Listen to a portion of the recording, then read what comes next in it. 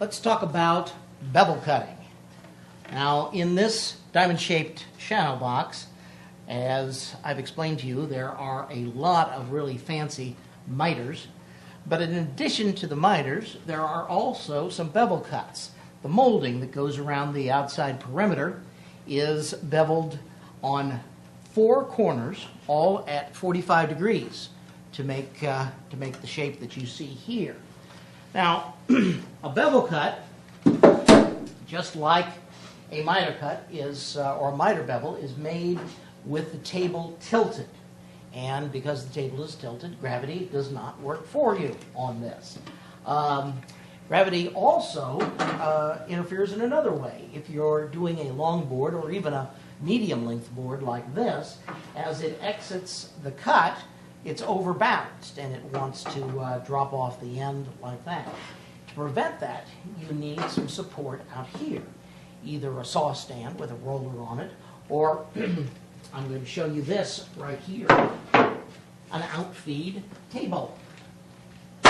This is the Shopsmith's standard Outfeed table, but we've made a few modifications to it.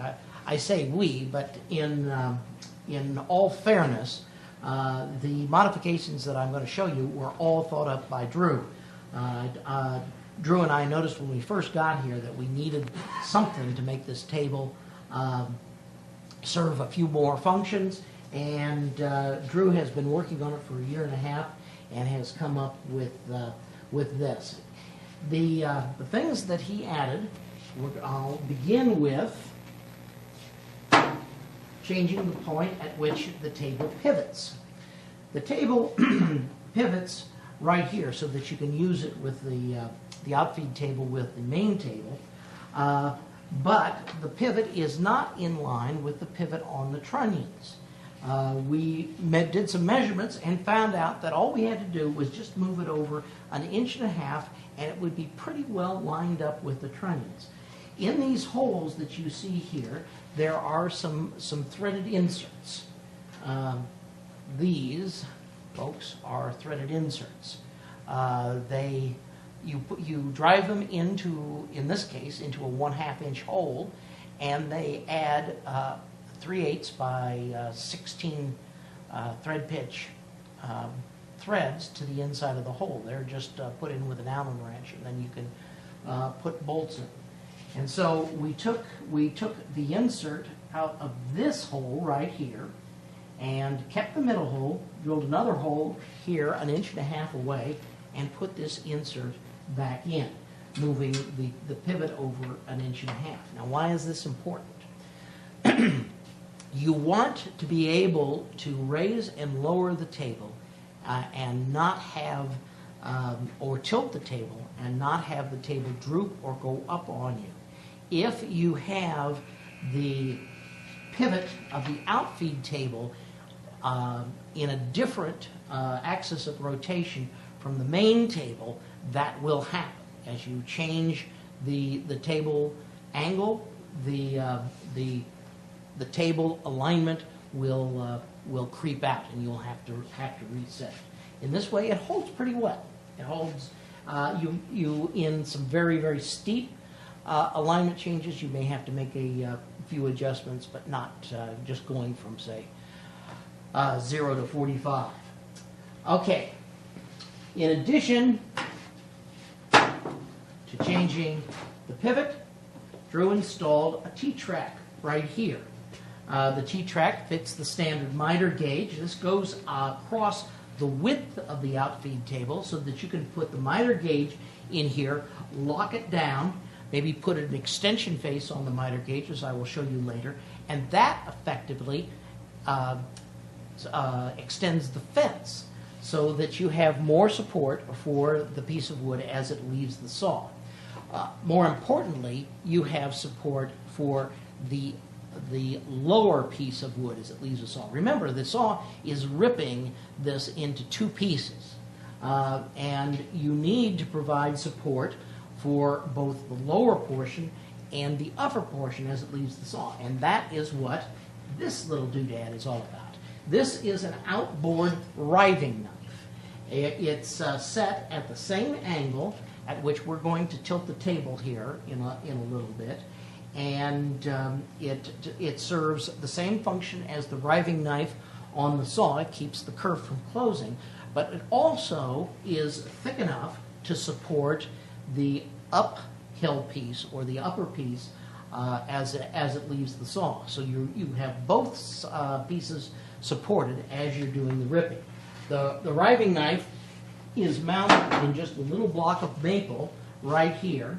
You'll have to make new blocks. This riving knife is bedded at 45 degrees. We have another one that's bedded at 30 degrees. And if I was doing octagons, I might have to make one that was bedded at 22.5 degrees. So you have to remake these maple pieces for your specific operation. But you notice that this slides back and forth so that you can move the riving knife back and forth and line it up with the saw blade, and then clamp it down. Okay, the last thing and the most important thing that we did in this modification was to add a single brace that attaches to the table post itself. This means that as the table goes up and down and tilts from side to side, the outfeed table moves with it. There's no need to run around to the back of the table and readjust. We did this, or Drew did this, by means of two little turnings that you need to make. The first turning mounts inside the bottom end of the table support post. All it is a long piece of wood. It looks like a dowel, but actually it's been turned a little bit smaller than 1 inch. Okay, and then a flange has been turned, or a little step or listelle has been turned on the bottom side. Drew cut a 1-inch piece off the end of one of our extension tubes, split it here, and put it around this wood. What this does is this makes a hard metal surface so that the Allen screw in the table leg support has a place to clamp onto. Now, you shove it up inside of the table post and watch what happens. The top is drilled at 5/16 of an inch. The bottom is drilled at 3/8 of an inch, so you have some side-to-side play here. And then it's cut at a fairly steep angle, about 30 degrees. And watch this. As I tighten this up, see that? It acts as a wedge. One side goes this way, the other side goes that way. It expands right here and wedges itself inside the table support tube, as I'm about to show you right now.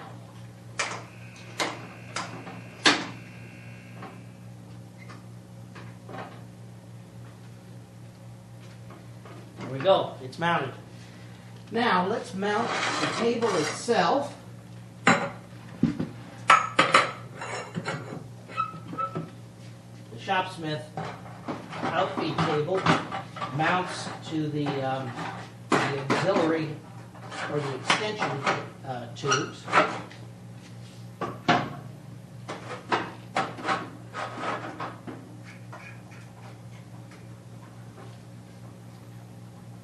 Now, it's in place. The brace is in place, and now we're going to bring the other turning into place. This is once again a dowel with a collar. It mounts to the pivot hardware so that this will go back and forth easily, and of course the pivot also turns. This piece fits in the end of the support tube, or the brace. Get that lined up, fits down like that. That's all there is to it. Now let's adjust the tables so that both of them are in line with each other. I'm going to clamp a straight edge to the upper saw guard. Straight edge is laying on the table. All right, I'm going to loosen the extendable leg and move it up and down until I see that my straight edge is resting flush on both the main table and the outfeed table, and then tighten this brace as much as I can. There we go. All right, that's it. Now, I would not, this works wonderfully, but I would not get rid of the saw stand or the outboard brace that came with the table. If you're doing something extremely heavy, you may need the extra support. You and I have worked with this for a year and a half, doing pieces of all sizes, have found that it works wonderfully well in general woodworking, but just for safety, we add, if we're doing something long and heavy, we add that second stand, the original stand, so that we have more support. Now, let's come around here, and I'll show you how this works. There we go. As you can see, it goes up and down with the table. No need to run around the front. And if I loosen the tilt adjustment, it also tilts with the table. Is that cool? Okay. Now, let's get set up for making a bevel. The first thing we're going to need to do is we're going to have to make sure that the table itself does not hit the base of the Mark V.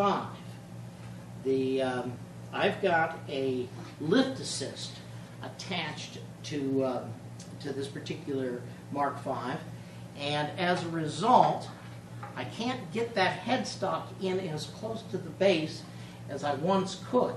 As you all know, that when you do a bevel cut, you have to slide the headstock on the table as far to the right, my right, your left, as you possibly can.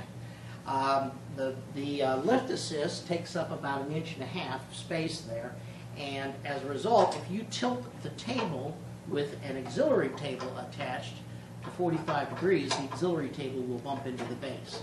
But by taking the auxiliary table and putting it out to the outside, it clears the base nicely. Got a 6-inch gap in between the table and the auxiliary table. Okay, let's take the upper saw guard off.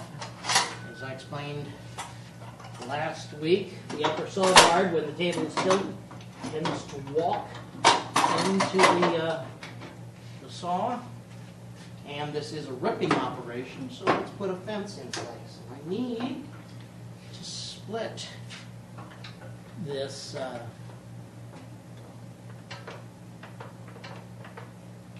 the board at 3.5 inches. So let me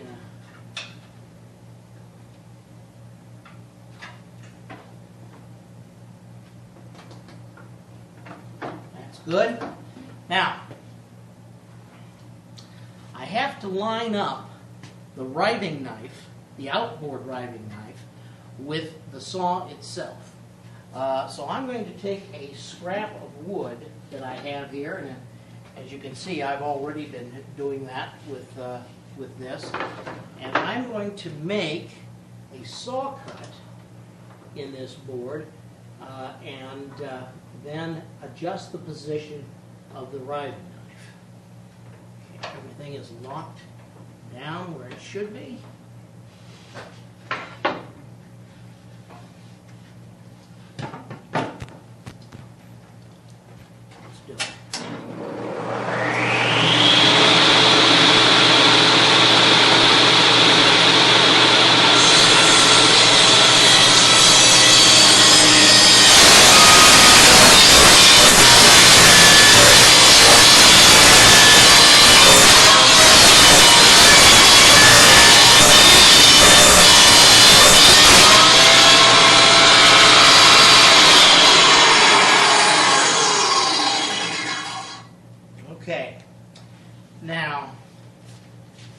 riving knife, as you can see, is a little bit higher than it should be for this operation. So I'm going to take an Allen wrench and loosen the two bolts that hold the riving knife in place and slide it lower.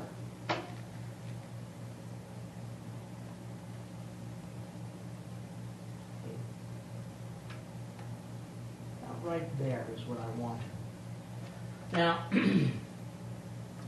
in some cases, the gap will close before it gets to the riving knife. So Drew made the riving knife so it's beveled on the front, and we'll split that like a wedge.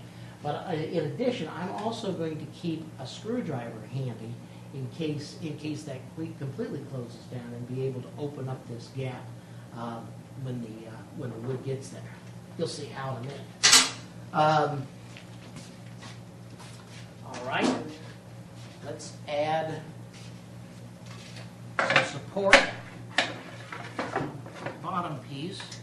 Put the miter gauge in place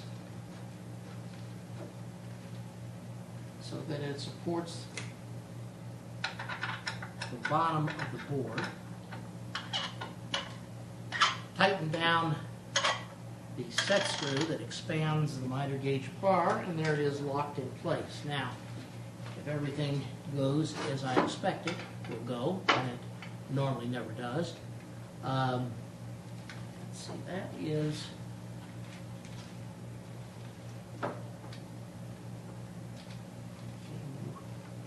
not quite where we want it.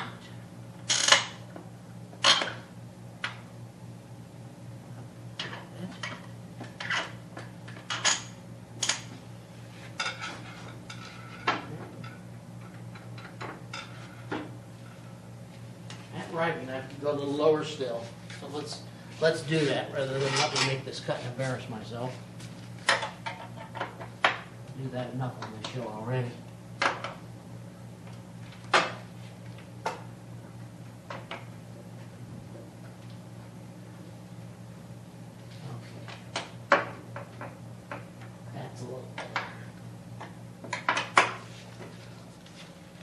Now, we have support for both of the boards as they leave the saw. The lower board and the upper board. Now let me get a blade screwdriver.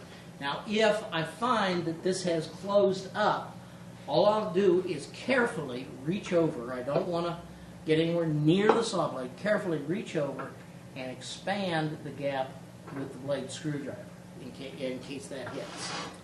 But we should be set up to make a bevel cut. We get a push stick and some wood, and let's try it.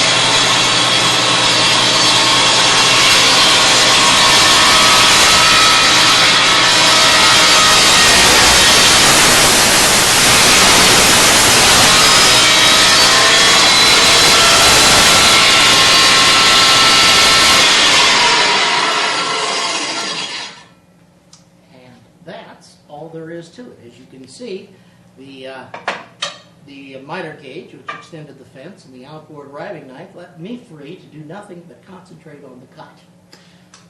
So, let's go on to something else.